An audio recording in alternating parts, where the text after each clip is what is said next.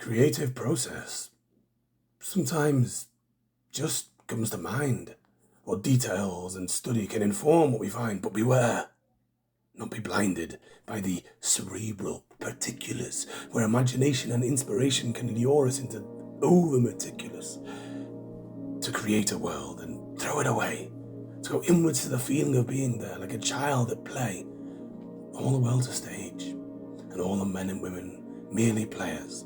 They have their exits and their entrances, and one man, in his time, plays many parts, the truest of them being art, the spark within, just as divine as that which gave this life, that's yours and that's mine, to be or not to be. Is it just performance if played authentically? If we forget to play, what do we lose?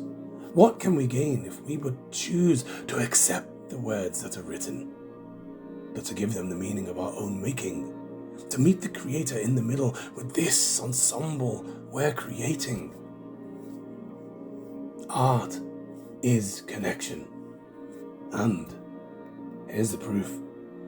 Art releases the sedated into finding the truth, into awakening the dreamer, to alighting the spark, to free the soul, to see light in the dark.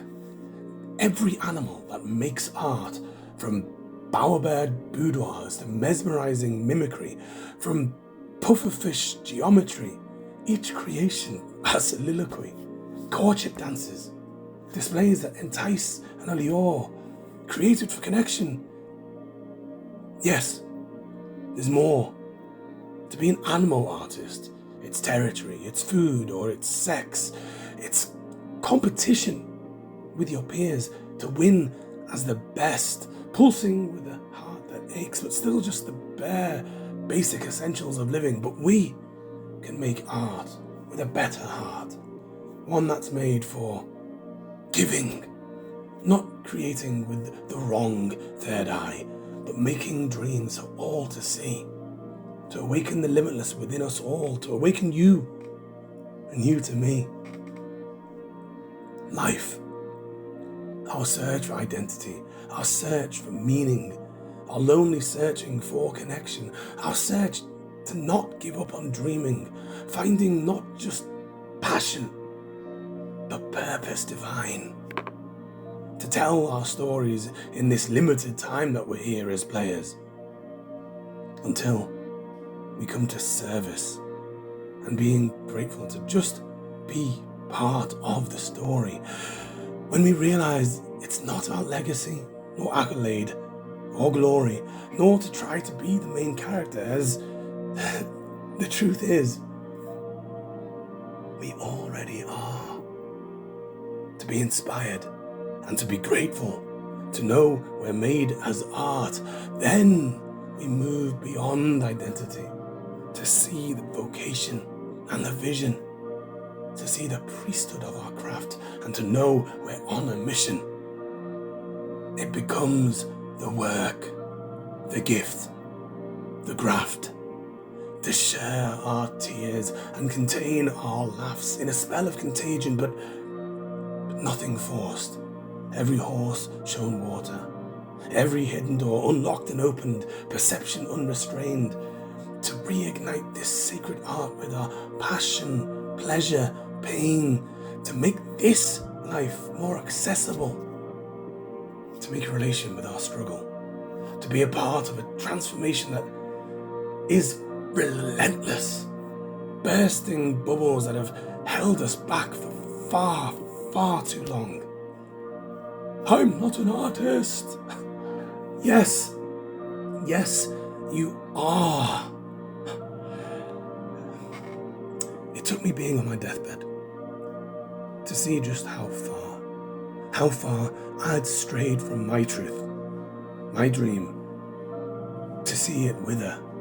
A fantasy that one day it would simply just light and flicker into being like a biblical burning bush.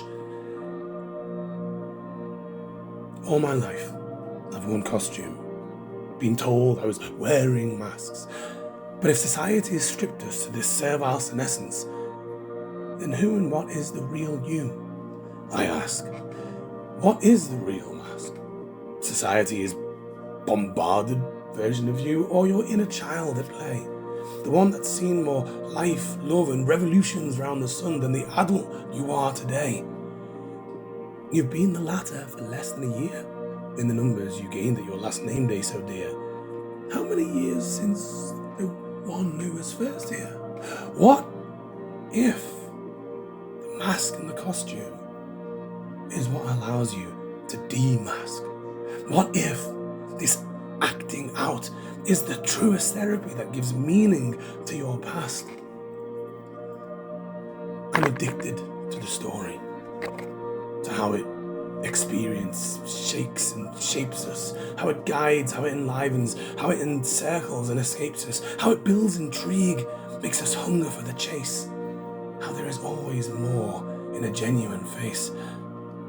But time runs short, and this is but a trailer. Embers of an odyssey from a strange one to a stranger.